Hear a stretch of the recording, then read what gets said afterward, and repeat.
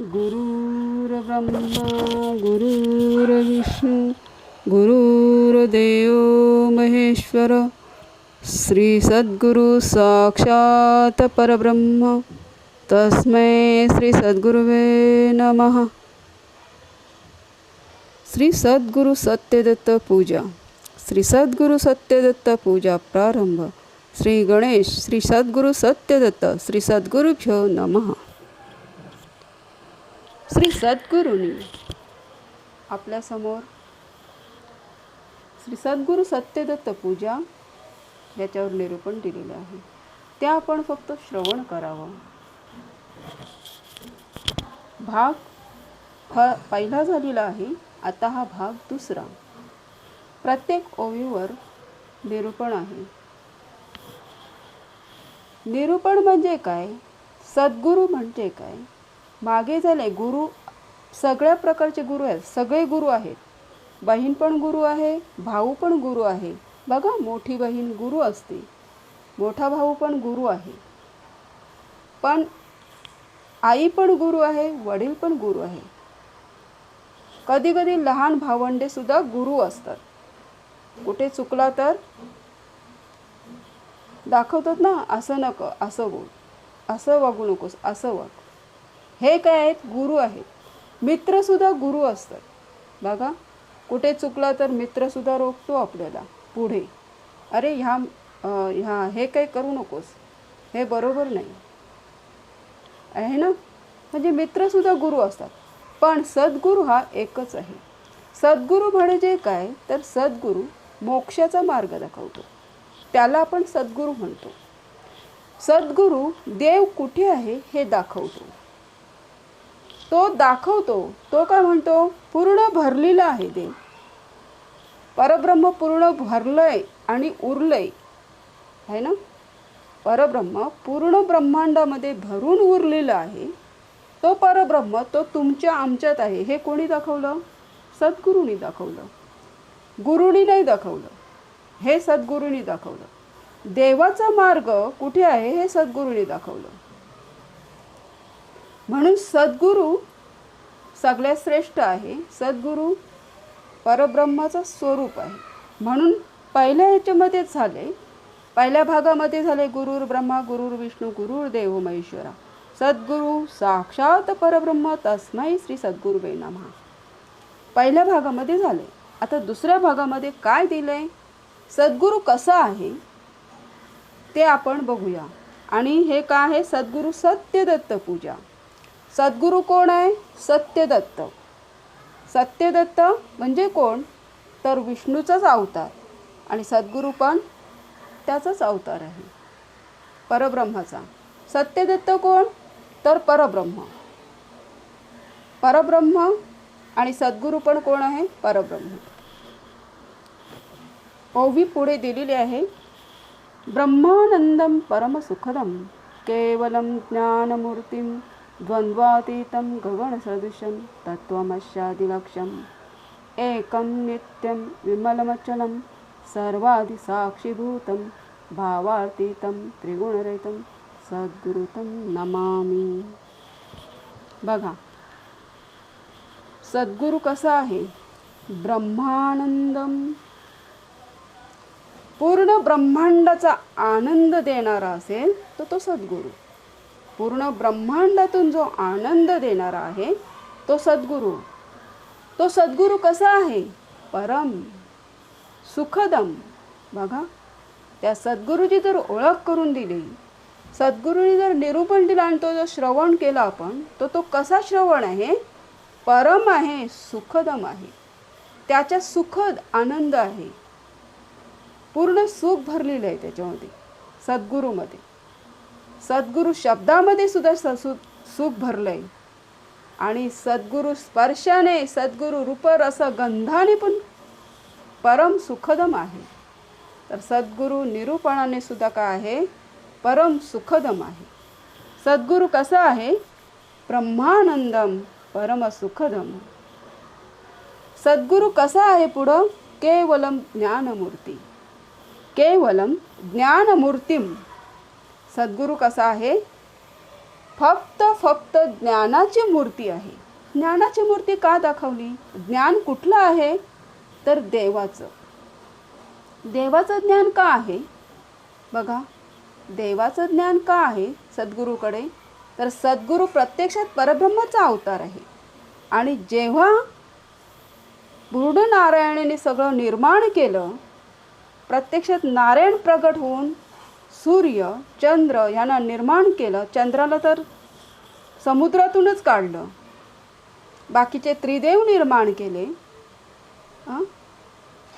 शक्ती अगोदरच होती. म्हणजे पूर्ण परब्रह्माने सगळं निर्माण करून मग त्या परब्रह्माची ओळख करून घेण्यासाठी वेद होते. वेद काढले, वेद निर्माण केले त्यांनी. मग वेद किती आहेत? आपण म्हणतो 4 वेद आहेत. तर 4 वेद आहेत का? पण वेद किती आहेत? वेद 3 पर्वत आहेत. किती आहेत? 3 पर्वत. डोंगरा एवढे वेद आहेत. 3 डोंगरा एवढे पूर्ण भरलेले. बघा, मग एक वेदाचा अभ्यास करायला किती जन्म घ्यावे लागतील सगळ्यांना. ब्राह्मण जर वेद शिकत असतील ना, ते जर बोलत असतील हा आम्हाला वेद येतात, सांगा 3 डोंगरा एवढे कोणाला वेद येतील का? ते फक्त 4च वेद शिकतील. 4 वेद माहिती आहेत. यजुर्वेद, अथर्ववेद, ऋग्वेद, सामवेद. हे वेद नाही, ह्याच्यापेक्षा आणखी वेद आहेत. हे फक्त 4 वेदांचा. त्या वेदांचा पण विस्तार किती आहे? एक वेद त्या वेदाचा विस्तार आहे. त्या विस्ताराचा विस्तार आहे. बघा, एखाद नाव स्टेटसमध्ये देतो. एखाद लेख लिहायचा असेल तर वरती त्याला स्टेटस देतो आपण, आणि त्या स्टेटसचा पूर्ण लेख असते. तसा एक वेदाचा जर लेख लिहिला ना, किती ग्रंथ भरतील सांगू शकत नाही. कारण जेव्हा हे निर्माण केलं आणि बाकी सगळे वेद नंतर कोणाच्या हातात दिले? ब्रह्माच्या हातात दिले. आणि जा सांग हे सगळं निर्माण करतो. मग त्या ब्रह्माने पहिला काय केलं? सगळं उलटं सुलटं केलं. मासे झाडावर, पक्षी पाण्यात.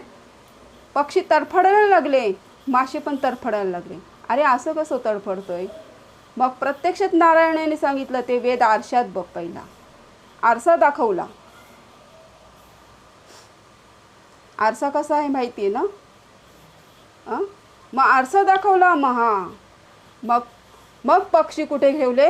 समुद्रात ते पक्षी घेतले, झाडावर ठेवले, आणि मग झाडावरचे मासे ठेवले ते समुद्रामध्ये ठेवले. मग त्यांचं जीवन कसं झालं? संतुलित. असे 84 लक्ष योनी निर्माण केली. पण मनुष्य योनी शेवटला निर्माण केली. कारण मनुष्य योनी केलीच नव्हती निर्माण. मग नारायण प्रत्यक्षात म्हणाला, अरे त्या नारायणाची ओळख करून घेणारं ह्याच्यामध्ये कोण आहे का? बघा, ते ओळख करतील का की हे केलं, हे सगळं नारायणाने केलं, असं कोण आहे का? समजून घेणारं आहे का? कोणीच नाही. म्हणून त्या नारायणाने त्याच्यासारखाच मानव निर्माण केला. मग त्या मानवामध्ये 3 गुण प्रगट केले. असे गुण सगळेच आहेत. 84 गुण आहेत. 84 लक्ष योनीतले गुण त्या मानवामध्ये आहेत. पण प्रत्यक्षात 3 गुण आहेत. 3 गुण कुठले? सत्य है ना, सत्व, रज आणि तम, असे 3 गुण निर्माण केले. त्याच्यासारखाच मानव निर्माण केला. आणि मग सांगितलं, मग हे समजून घेणारं आहे का नारायणाला? त्या ईश्वराला समजून घेणारे आहेत का? नंतर त्यांची परीक्षा घेतली तर हे समजूनच घेणार आहे.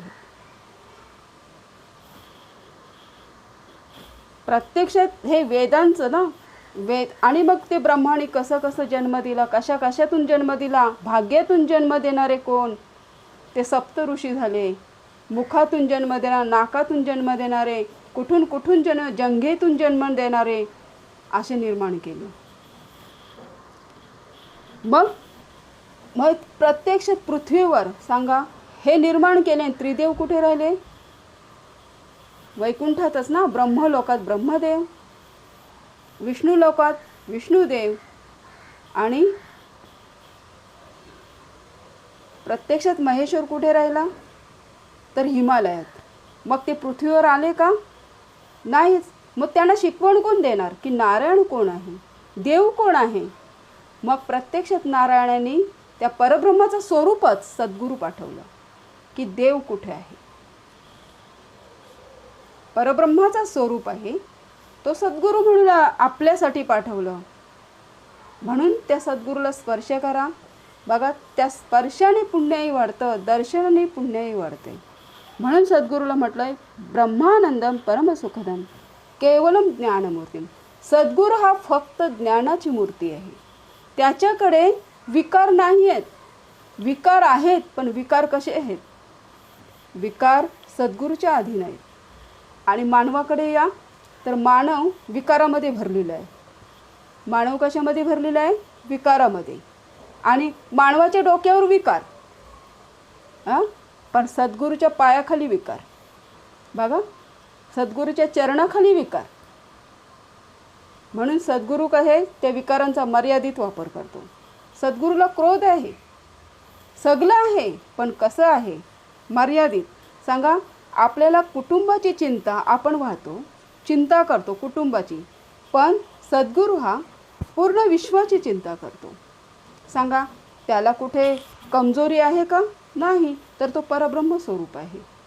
ज्यांनी हे सगळं निर्माण केलं तोच तो आहे सद्गुरू. म्हणून सांगितले सद्गुरू कसा आहे? ब्रह्मानंदम परमसुखदम केवलम ज्ञानमूर्तीम द्वंद्वातीतम गगनसदृश्यम तत्त्वमस्यादिलक्ष्यम. कसा आहे तो? द्वंद्वातीतम गगनसदृश्यम. आकाशा एवढा, पूर्ण आकाशापर्यंत भरलेला तो सद्गुरू. सदृश्यम, पण तो दिसत पण नाही. सद्गुरूसुद्धा निर्गुण आहे, कारण त्याची वाणी कशी आहे? प्रखर.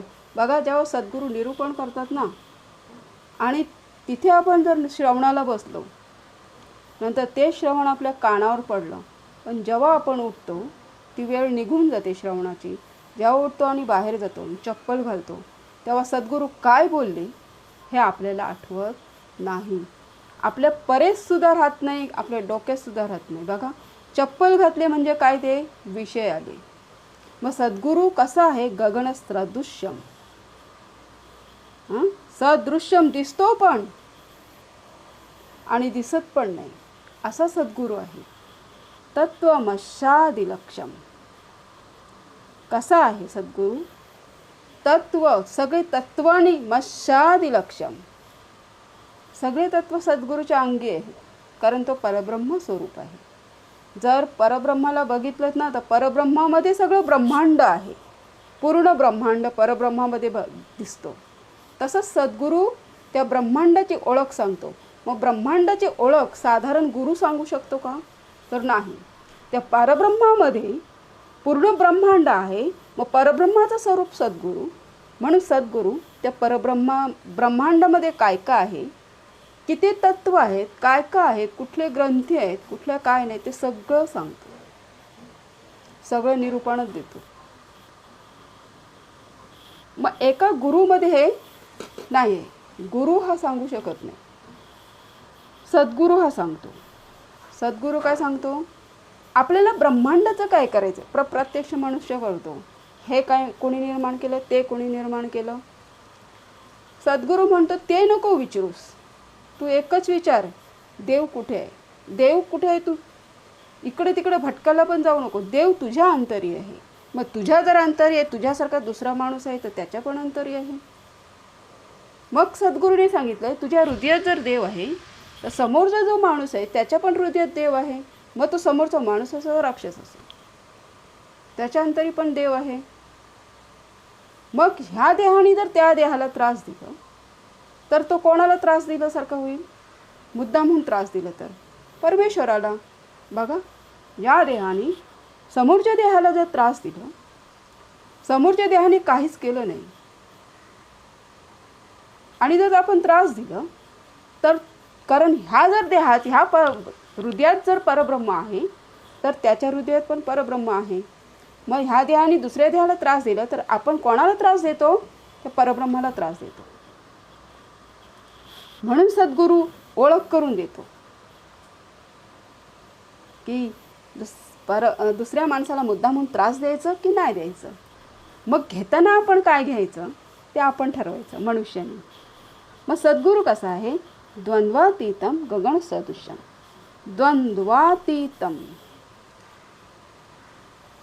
गगन सदृश्यम तत्त्वमस्यादिलक्ष्यम. पूर्ण लाखात एक कोण आहे? सद्गुरू. लक्ष्यम एकम नित्यम विमल अचलम. कसा आहे? एकम नित्यम. सद्गुरूकडे नित्य आहे. नित्य नियम सगळं सद्गुरूकडे आहे, आपल्याकडे नाही आहे. सद्गुरू ब्रह्मकाळात उठतो, आपण उठत नाही. सद्गुरू ब्रह्मकाळात त्या परब्रह्माची उपासना करतो, नामस्मरण करतो, आपण नाही करत.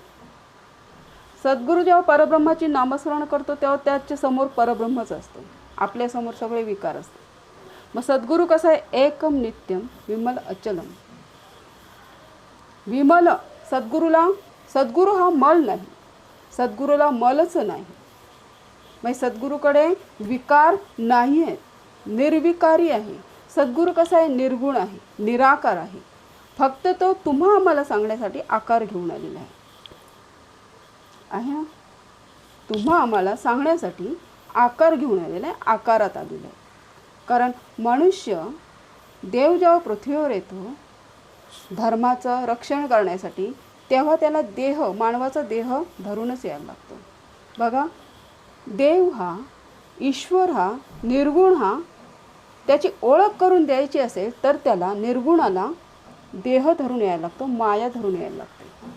पण तो निर्गुण मायेमध्ये राहत नाही. माया धरून येतो तरी तो मायेमध्ये राहत नाही. कारण त्याला नाही शोक, नाही त्याला दुःख, नाही त्याला सुख आहे ना. दुःख सुख आहे ते फक्त मानवाला. सद्गुरू हा, त्याला दुःख नाही सुख. त्याच्या समोर त्याची पत्नी जाऊ दे सद्गुरूची, त्याच्या समोर त्याचा पुत्र जाऊ दे, तरी त्याला दुःख नाही. असा तो सद्गुरू कसा आहे? एकम नित्यम विमलम अचलम सर्वादि साक्षीभूतम.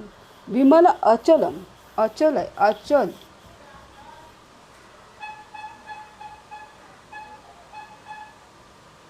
अचल. त्या अचलामध्ये, सद्गुरूच्या अचलामध्ये विमळ, मळच नाही आहे. सद्गुरूच्या अचलामध्ये जे अचल आहे त्याच्यामध्ये मळच नाही. आपला अचल बघा किती मळाने भरलेलं आहे. मळ सांगायला नको याच्यात. इथे फक्त सद्गुरूचंच बघायचं आहे आपल्याला. कारण सद्गुरू सत्यदत्त पूजा आहे. तोच सत्यदत्त आहे. तोच कोण आहे? सत्यदत्त आहे. तोच ईश्वर आहे. सर्वादि साक्षीभूतम. सगळीकडे त्याचं साक्ष, शाश्वत आहे, साक्षी आहे तो. भूतम, भूतलावर पूर्ण. भावातीतम त्रिगुणरहितम सद्गुरुतम नमामि. एवढा भाव पाहिजे, एवढा भाव पाहिजे की त्रिगुणांना पण निर्माण करता कोण आहे? परब्रह्म. परब्रह्म सद्गुरू स्वरूप आहे. म्हणून सद्गुरूला कोटी कोटी वंदन आहे ना. ब्रह्मानंदम परमसुखदम केवलम ज्ञानमूर्ती द्वंद्वातीतम गगन सदृश्यम तत्त्वमस्यादिलक्ष्यम. एकम नित्यम विमल अचलम सर्वादि साक्षीभूतम भावातीतम त्रिगुणरहितम सद्गुरुतम नमामि. आपला भाव कसं पाहिजे? त्रिगुण धरून नाही तर त्रिगुणांच्या पण पलीकडचा. त्रिगुणांच्या पण पलीकडचा कोण आहे? तर परब्रह्म आहे. परब्रह्माचं स्वरूप कोण आहे? तर सद्गुरू आहे. म्हणून त्रिगुणरहितम. सद्गुरूकडे त्रिगुणरहितम आहे. कारण का? सत्व रज तम ह्यांच्याही पलीकडचा शुद्ध सत्व. सद्गुरू कसा आहे? शुद्ध सत्वाचा, शुद्ध तत्वाचा आहे. हे सद्गुरूकडे चौथा. सद्गुरू कोण आहे? चौथा शुद्ध सत्वगुण आहे सद्गुरूकडे. त्रिगुण म्हणजे कोण? सत्व रज तम. सत्व सत्यामध्ये राहणारा, रज जन्म देणारा, लोभ असणारा, दुसऱ्याकडून हवं हवं असं वाटणारा. हां, आणि सांगायला नको की कसं आहे. रज म्हणजे काय? दुसऱ्याकडून हवं हवं असं वाटणारा ना, आपल्याच माणसांना देणारा. आणि रजगुण अंगी असणार, स्वतःचा फक्त काम करून घेणारा. स्वतःच दुसऱ्याकडून स्वतःचा काम करून घेतो आणि त्या व्यक्तीला काय करतो? कुच करतो.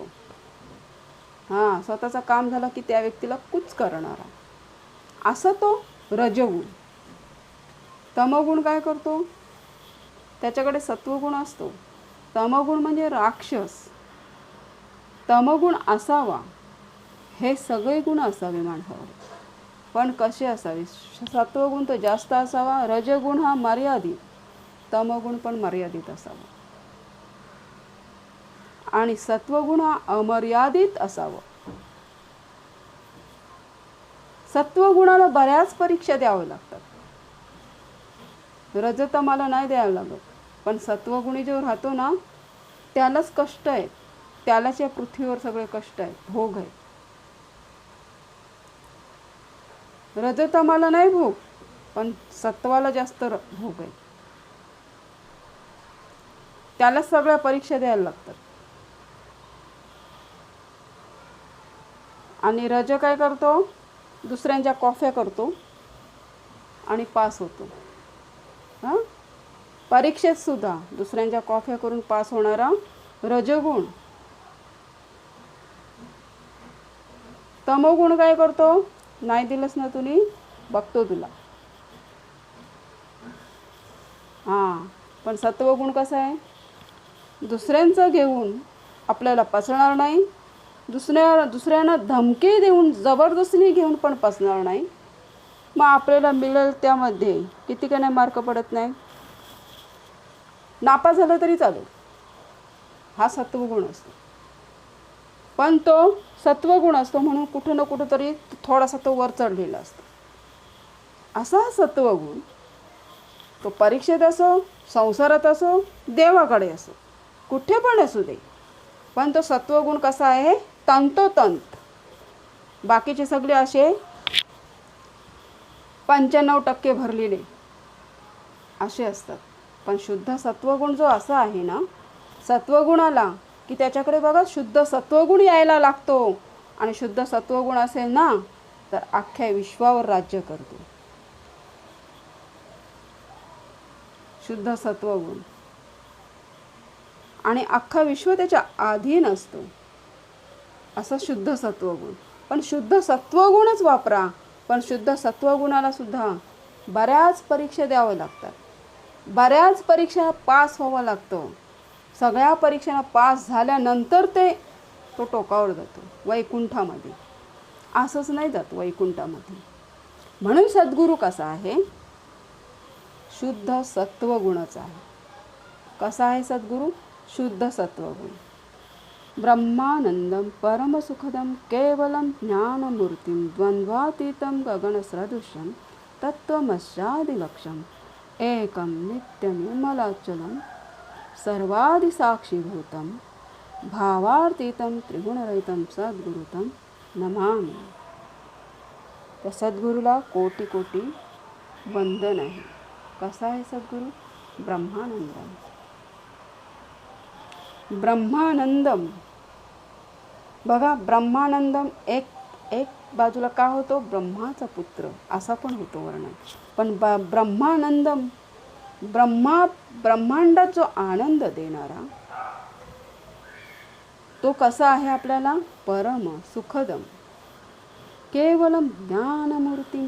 सद्गुरू ज्ञानाची मूर्त आहे. द्वंद्वातीतम गगन सदृशम. मग ज्ञान किती आहे? अक्षम नाही करू शकत. गगन सदृशम, आकाश एवढं, आकाशात पण मावणार नाही एवढं सद्गुरूकडे ज्ञान आहे. तत्त्वमस्यादिलक्ष्यम. बघा, आकाशात मावणार नाही, समुद्रात मावणार नाही एवढं ज्ञान सद्गुरूकडे आहे. आणि तो कसा आहे? एवढं ज्ञान असून पण एकम नित्यम विमल अचलम सर्वादि साक्षीभूतम. कसा आहे भूतलावर तो साक्षी आहे आणि कसा आहे त्याच्या अधीन सगळे विकार आहेत, त्याला मळच नाही. बघा सद्गुरू सुद्धा मळातून जन्म घेऊन आलेला आहे, पण मळ घेतलेलं नाही. आहे का त्याच्याकडे विकार? विकार सगळे त्याच्या चरणाखाली. भावाळ मग अशा सद्गुरूला काय पाहिजे? भावार्थीतम त्रिगुणरहितम सद्गुरुतम नामा. अशा सद्गुरूला माझं कोटी कोटी वंदन. जय जय रघुवीर. ह्या व्हिडिओला लाईक, सबस्क्राईब, बेल ऐकून दाबायला विसरू नका. आणि सद्गुरूचं स्तवन पण याच्यामध्ये आहे. त्याच्या जेवढं स्तवन करणार तेवढंच कमी. त्या सद्गुरूला मानसपूजेतून नतमस्तक व्हा आणि नेहमी नतमस्तक व्हा. त्या मानसपूजेतून सद्गुरूचरणी जी जी फुलं आपल्याला मिळत नाही, आपल्याला पैसे भरावं लागत, पैसे कमी पडतात, अशी फुलं मानसपूजेतून आणा, सद्गुरूचरणी टाका. बघा सद्गुरूचं एवढं चांगल्या दुधाने अभिषेक घाला चरणाचा की तो आपल्याला पैशाने पण मिळत नाही. जे दूध मिळतं ना ते सगळं भ्रष्टाचारीचं असतं. पण असा दूध आणा जे पूर्ण गाय देतं आणि त्याच्यामध्ये पाणीच नाही, कमी पाणी असतं ना जाड असतं. अशा दुधाने सद्गुरूचं मानसपूजेतून अभिषेक करा. असं कुंकू व्हा सद्गुरूला की त्या कुंकूमध्ये केमिकलच नाही. मानसपूजेतून आणा असं कुंकू व्हा सद्गुरूच्या चरणी. अशी हळद व्हा की ती जेजुरीला टाकली जाते हळद, तेवढी लांब आपण जाऊ शकत नाही विकत आणायला. तो भंडारा आणून सद्गुरूच्या चरणी टाका. बघा मानसपूजेतून किती परम आनंद, परम सुखदम वाटते. जय सद्गुरू.